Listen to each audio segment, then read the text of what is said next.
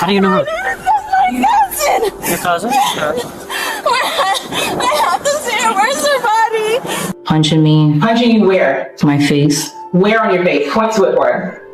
I don't remember, but everywhere on You my don't face. remember where she was punching you in your face? In my face. I mean, this is why you killed her, right? No. Right? No. It's not? No. You didn't kill her because she was fighting you? No, I killed her because she took the glass from the hookah and slashed me across my stomach. It was the early afternoon of July 13th, 2022, in Tamarac, Florida, a quiet middle-class suburb nestled in Broward County, just a short drive north of the neon chaos of Miami and Fort Lauderdale. The Tamarac Village apartments on Northwest 57th Street looked unremarkable from the outside. Beige stucco buildings with iron railings, palm trees swaying lazily in the humid breeze, rows of parked cars baking under the relentless South Florida sun. Inside apartment 200, however, a scene of unimaginable violence had unfolded hours earlier. 23-year-old Kayla Hodgson lay dead on the tile floor just inside the front door, her body supine, surrounded by shards of shattered glass, a discarded hookah hose, and pools of her own blood that had spread across the entryway and trailed deeper into the unit. The apartment she shared with her mother, Diana Hodgson, had been transformed from a cozy home into a crime scene of ferocious brutality. Kayla Hodgson was the kind of young woman who seemed to carry sunshine with her wherever she went. Born and raised in South Florida, she grew up in a close-knit family that valued loyalty, hard work, and kindness above all else. She was the beloved big sister, the doting granddaughter, the cousin everyone wanted at family gatherings, the friend who listened without judgment. Those who knew her best described her as humble, compassionate, and fiercely loyal. She had a radiant smile that could light up the darkest room, a vibrant personality that drew people in, and a big heart that refused to hold grudges. Kayla loved simple pleasures, binge-watching episodes of The Office, scrolling through fashion trends on Instagram, hitting the gym to maintain her toned figure, and spending quality time with the people she cherished most. By profession, Kayla worked as a bottle girl, sometimes called a bar doll or VIP waitress, at upscale nightclubs in the area, including Spot Lounge, a popular spot for bottle service and late-night partying. In the high-energy world of South Florida nightlife, bottle girls occupy a unique position. They are glamorous, confident, quick-witted, and always on stage. They carry trays of premium champagne, vodka, and tequila to high-roller tables, smile through long shifts that stretch until 4 a.m., and navigate the constant attention from patrons with grace and professionalism.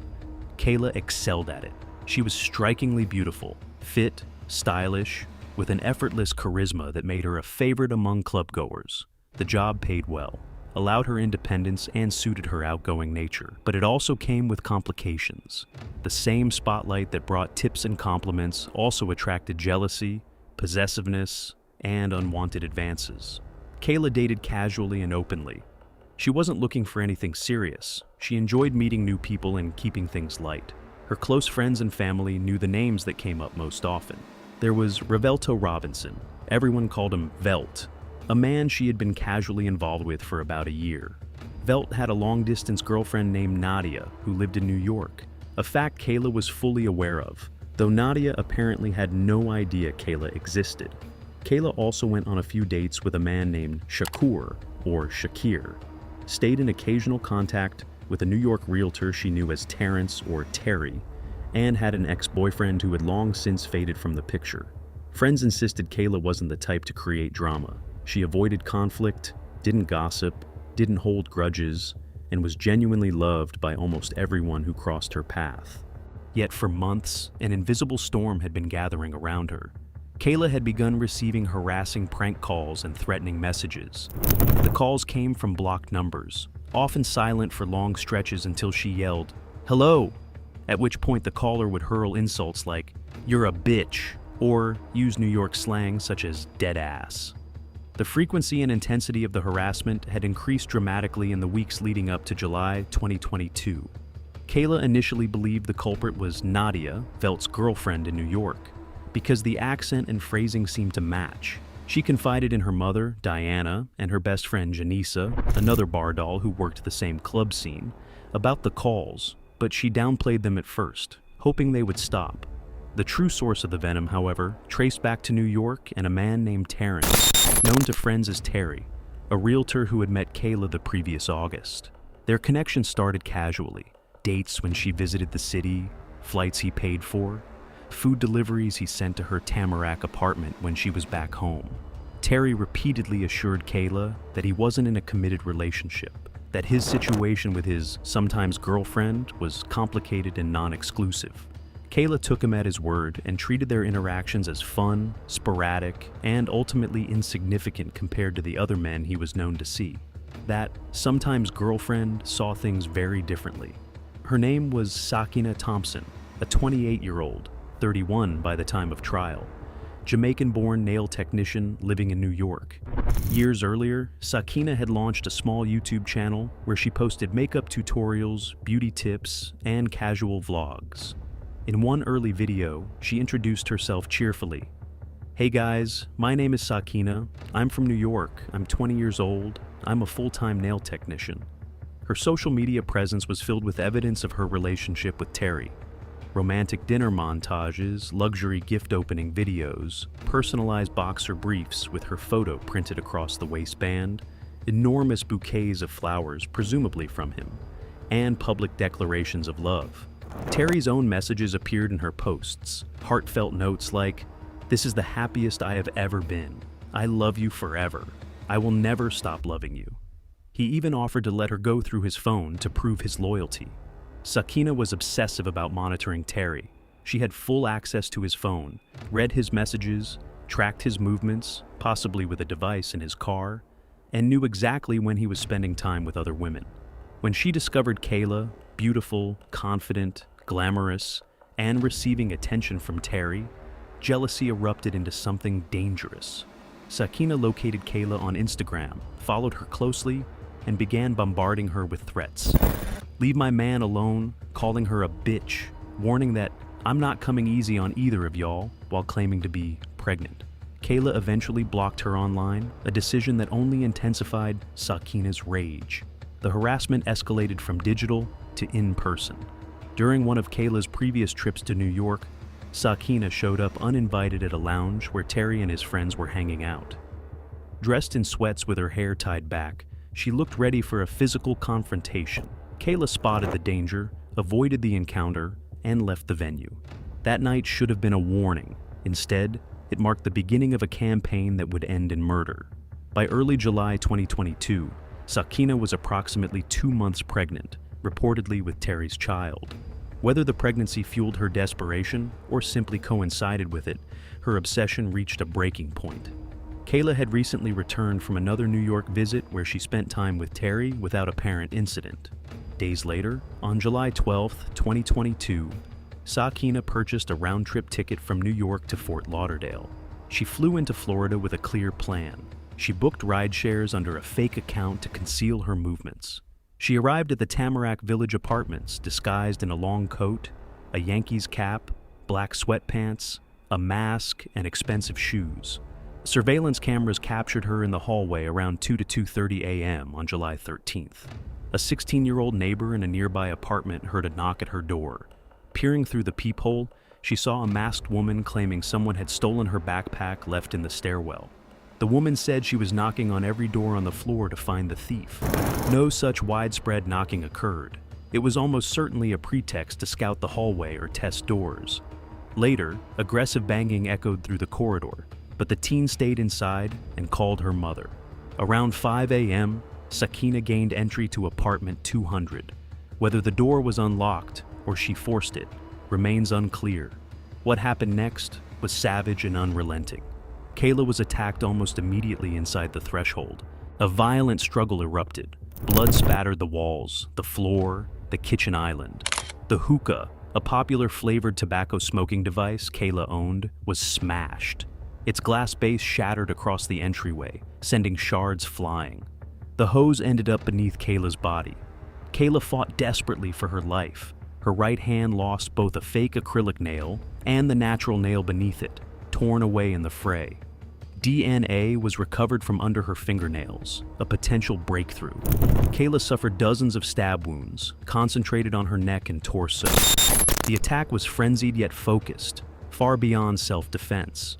She was dragged slightly across the floor before collapsing supine near the door. The killer remained in the apartment for some time afterward. Blood was found in Kayla's bedroom, inside her closet, in the bathroom, indicating movement through the unit after the fatal blows. The kitchen island showed signs of being wiped down.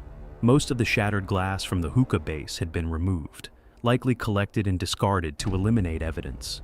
Bloody shoe prints bearing the BB brand, a style of pink fuzzy slides with glitter lettering that Kayla owned, trailed from the body, down the stairwell, along the outdoor pathway, and into the parking lot, fading as the killer walked away.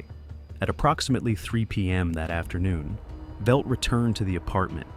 He had texted and called Kayla all morning with no response, an unusual silence that worried him.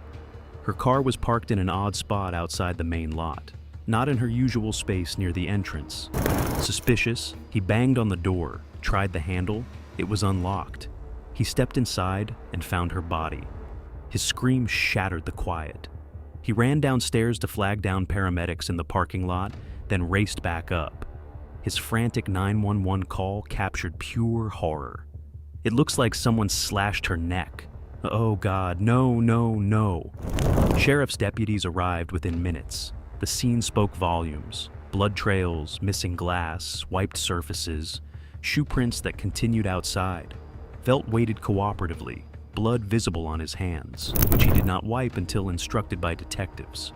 He explained he had last seen Kayla the previous evening around 7 p.m., assumed she worked her Tuesday shift at Spot Lounge until 4 a.m., and grew concerned when she ignored him all morning.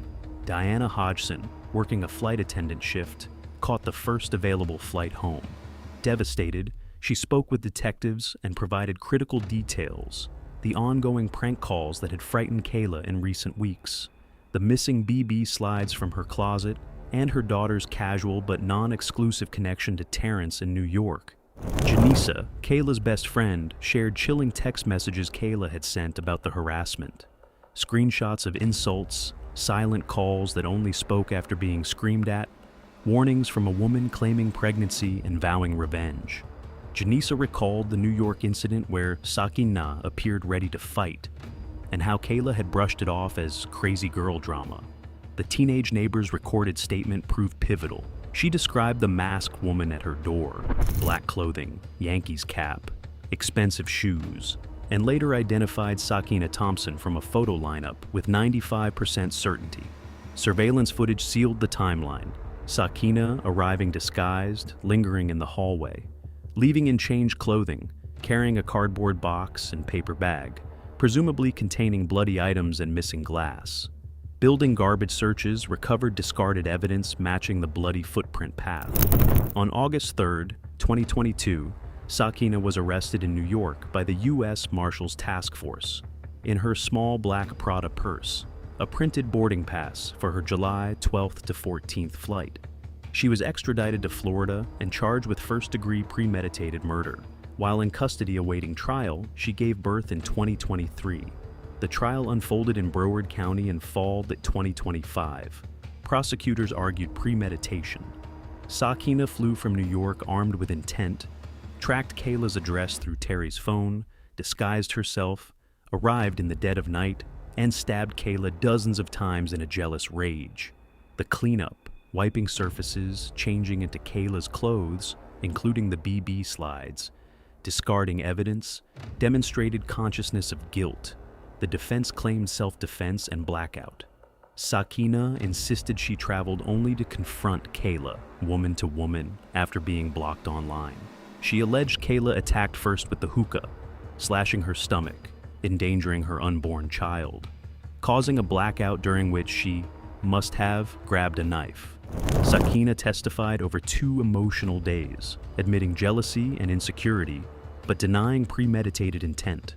She confessed to cleaning the scene, changing clothes, and disposing of items, but maintained the stabbing was a reflexive act of survival. Prosecutors dismantled the narrative. No evidence supported Kayla initiating violence. The sheer number and location of stab wounds indicated domination, not mutual combat.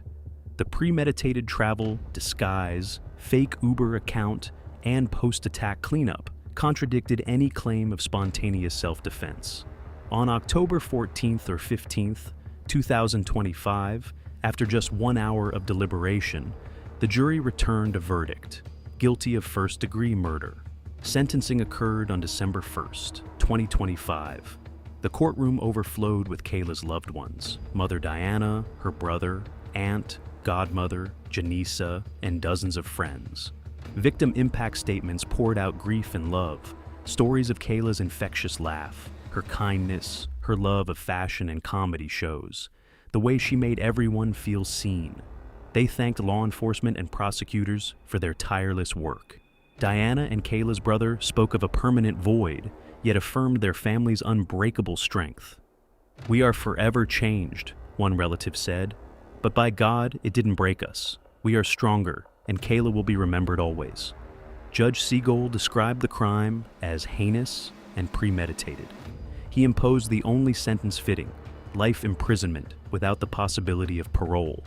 Kayla Hodgson's murder was not random. It was the tragic endpoint of unchecked jealousy, amplified by social media, digital stalking, and obsessive monitoring. A young woman living freely, working hard, loving deeply, was taken by rage that crossed state lines and ignored every boundary. Her story is a stark warning. Obsession disguised as love can turn deadly, and what begins as blocked messages can end in blood. Rest in peace, Kayla. Your smile, your heart, your light touched countless lives. Though you were stolen far too soon, the love you left behind endures forever. Justice has been served, but the ache remains for a daughter, a sister, a friend who deserved so much more time under the Florida sun.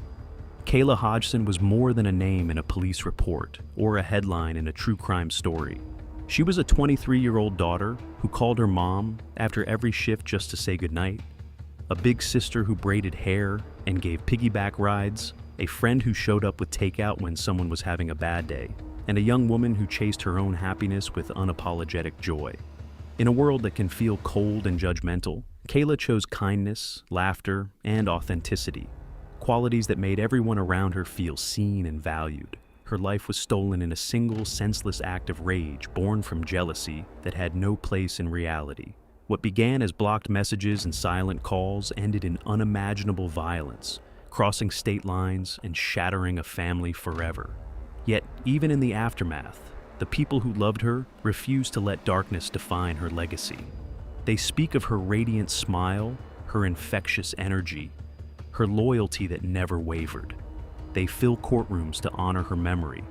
They share stories that keep her spirit alive, and they carry her light forward in their own lives. Justice came, slowly, painfully, but surely. A jury saw through the excuses. A judge called the crime what it was, heinous and premeditated. Sakina Thompson will spend the rest of her life behind bars, unable to harm anyone else. But no sentence can bring Kayla back. No verdict can erase the empty chair at family dinners, the unanswered texts, the laughter that will never echo in that Tamarac apartment again. To Kayla's mother Diana, her brother, her aunt, her godmother, Janisa, and every friend and relative who still feels the ache, your strength in grief is a testament to the love she inspired. You did not break. You became stronger because she taught you how to love fiercely, even when the world is cruel. Rest in peace, Kayla Hodgson. You were loved deeply, remembered vividly, and deserve so much more time under the Florida sun. May your beautiful soul find the peace you always gave to others. Your story reminds us all to protect kindness wherever we find it, because once it's gone, the world is a little darker. Thank you for listening to her story. If it moved you, share it, not for sensationalism, but to keep her name alive and to honor the light she brought into so many lives. Until next time, 2.5 seconds, fast.